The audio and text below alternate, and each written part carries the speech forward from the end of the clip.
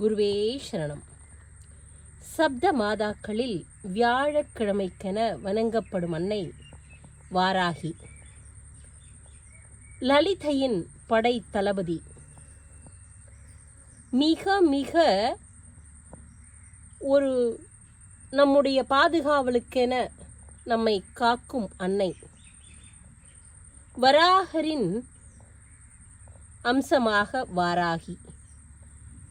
இவளை பல்வேறு முறைகளில் பல்வேறு நபர்கள் பலவிதமாக வழிபடுகிறார்கள். ஆயினும் சிகப்பு மலர், சிகப்பு பழம் அத்தனையும் வைத்து அபிஷேகம் செய்து மஞ்சள் குங்குமம் சாற்றி வில்வ மரத்தடியில் வைத்து வழிபடுவது என்பது மிக மிக சக்தி வாய்ந்த ஒரு வழிபாடு.